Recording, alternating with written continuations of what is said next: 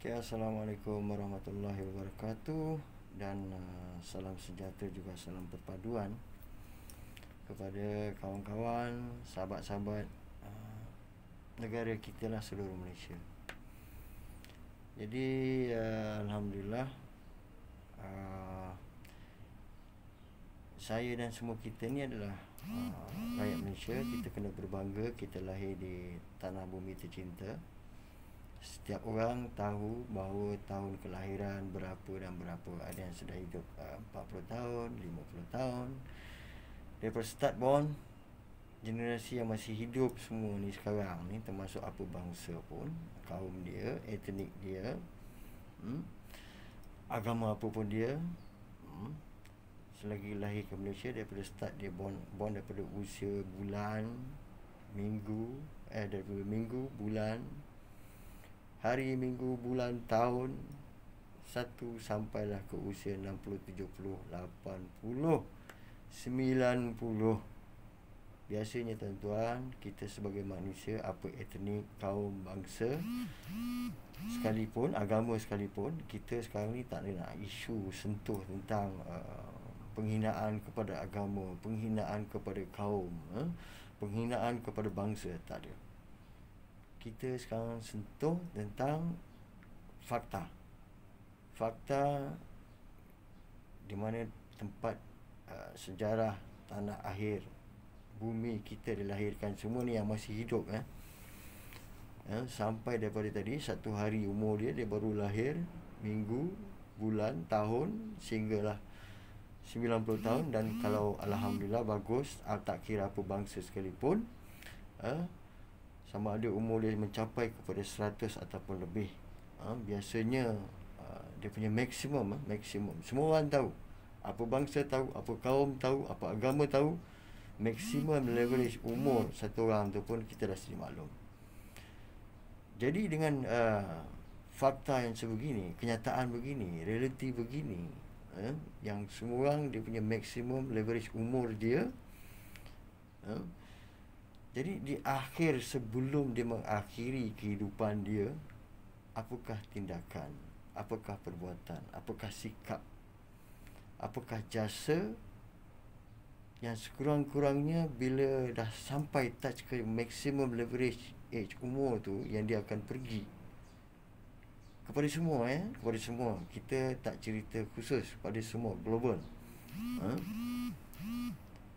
Jadi bila sampai ke tahap begini, apakah tindakan dan sikap,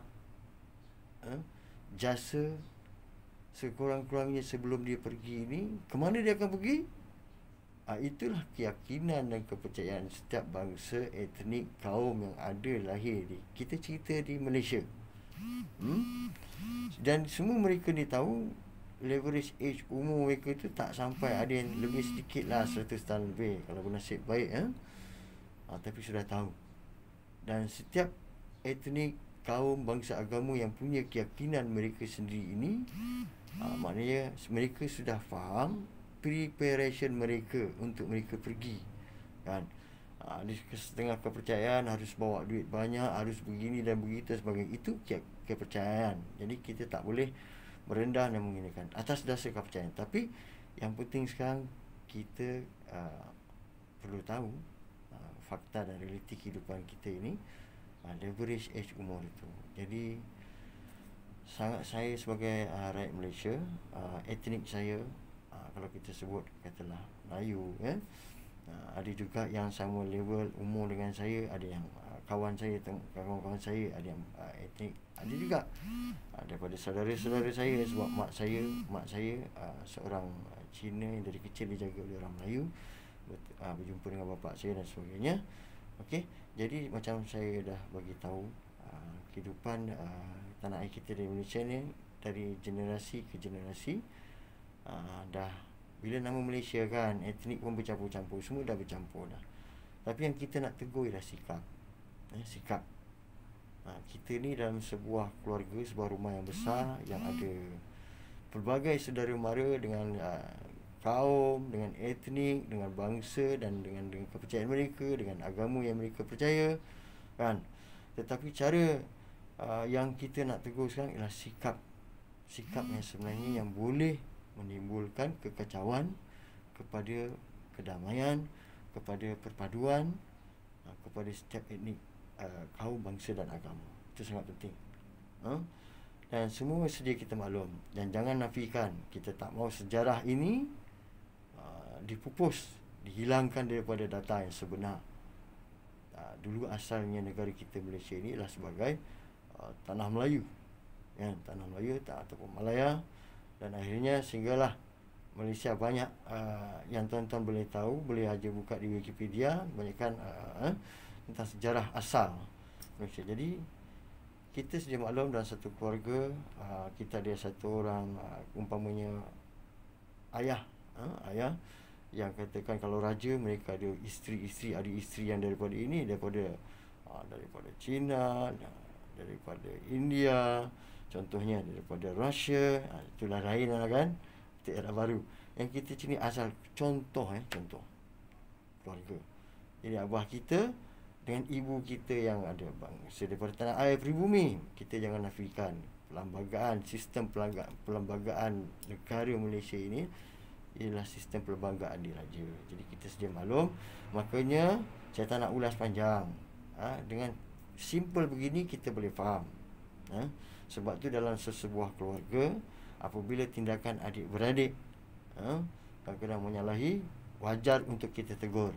Supaya yang sangat penting untuk menjaga kedamaian dalam sebuah rumah tangga itu, keluarga itu, bahawa setiap individu, kita jangan nafikan hak.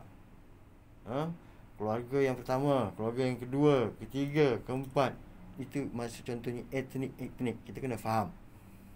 Apabila yang pertama sudah bertoleransi, maka kita tak mahu sikap adik-beradik kita yang biadab. Jadi kita kena faham, sama-sama menghargai, jangan merendahkan. Dan kalau benar dalam sikap adik-beradik juga, ingin sentiasa bantu bekerjasama di antara satu sama lain. Sesama boleh menghormati, memahami, dan kena faham setiap dalam sebuah keluarga dia ada rules ataupun undang-undang, sistem. Jadi kita kena mentaati. Kita mentaati yang dengan rukun negara yang tuan-tuan dah sering hafal, Jadi kalau ada kalangan daripada keluarga etnik-etnik kita ini yang masih tidak faham bahasa ibunda,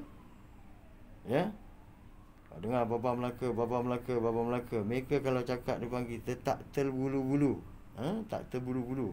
Betulkan apatah lagi anda adalah wakil rakyat, anda adalah pemimpin. Jadi ini sangat-sangat memalukan. Bahasa ibunda pun tak pas.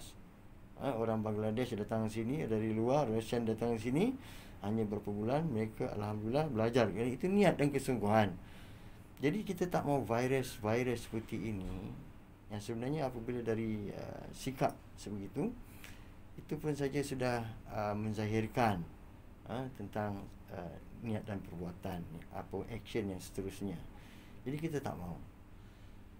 Jadi kepada keluarga besar, apabila anda diberi amanah oleh datuk nenek moyang untuk menjaga amanah, diharap kepada abang-abang besar kita ini, keluarga kita, supaya kena menjaga amanat daripada generasi tok moyang kita untuk menjaga kedamaian, keamanan, dan untuk menjaga agar agama rasmi di negara bertuah ini tidak dipokotak-katik atau dihina dan direndah-rendahkan.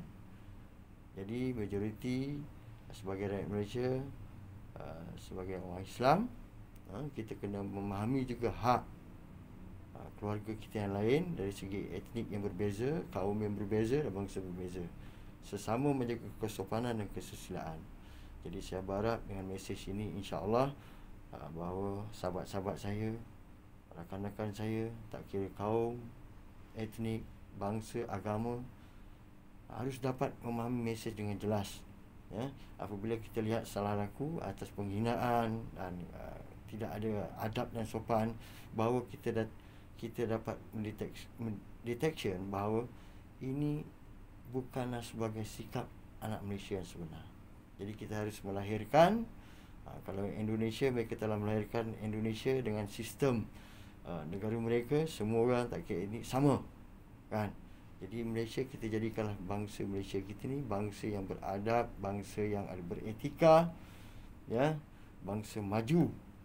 Fikirnya itu ke depan, dan kita buangkanlah sikap-sikap yang tak baik. Kita menegur secara kekeluargaan, dan tolong jangan menghina dan merendahkan apa saja bangsa, agama, etnik, kaum.